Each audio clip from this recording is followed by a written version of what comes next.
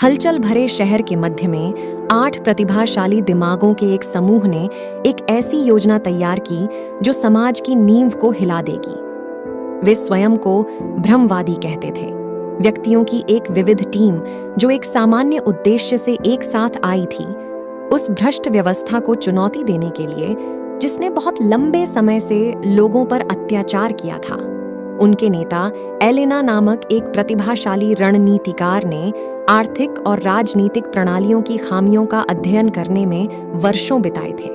उनका मानना था कि वास्तविक परिवर्तन करने का एकमात्र तरीका उस प्रणाली पर प्रहार करना है जहां इससे सबसे अधिक नुकसान होता है, बैंक। ब्रह्मवादियों ने सावधानीपूर्वक शहर के सबसे शक्तिशाली वित्तीय संस्थान पर डकैती की योजना बनाई, जिसका उद्देश्य लोगों को धन वापस वितरित करना था। टीम विभिन्न क्षेत्रों के विशेषज्ञों से बना थी। राफेल एक मास्टर हैकर था जो किसी भी सुरक्षा प्रणाली में टूट सकता था। सोफिया एक कुशल कोन कलाकार जो किसी को भी अपनी बोली लगाने में हेरफेर कर सकता था।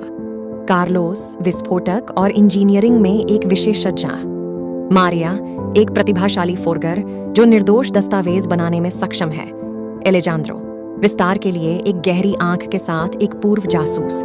इसाबेला रणनीति के लिए एक आदत के साथ एक करिश्माई नेता। डिएगो एक तेज और चुस्त चोर, और लूसिया एक शानदार अर्थशास्त्री जो वित्तीय दुनिया की पेचीदगियों को समझते थे। उत्तराधिकारी एक तूफानी रात में शुरू हुआ शहर के क्षितिज के साथ उनकी दुस्साहसी योजना के लिए एक नाटकीय पृष्ठभूमि के रूप में सेवा की। राफेल की विशेषज्ञता के लिए धन्यवाद। इल्यूजनिस्ट ने बैंक में घुसपैठ की आसानी से सुरक्षा उपायों को दरकिनार कर दिया। एक बार अंदर जाने के बाद उन्होंने अलार्म और कैमरों को अक्षम कर दिया, जिससे उनकी उपस्थिति का कोई पता नहीं चला। सोफिया ने बैंक के कर्मचारियों को हेरफेर करने के लिए अपने आकर्षण का इस्तेमाल किया, जिससे संदेह बढ़ाए बिना उनका सहयोग सुनिश्चित हुआ।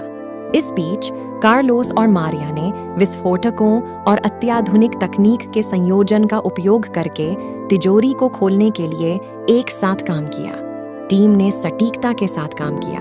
प्रत्येक सदस्य अपनी भूमिका को जानने और इसे निष्पादित करने के लिए निष्पादित करता है। जैसे ही वॉल्ट का दरवाजा खुला हुआ, अकल्पनीय धन का खुलासा करते हुए टीम ने एड्रेनालाइन और संतुष्टि की भीड़ महसूस की, लेकिन उनका मिशन खत्म हो गया था।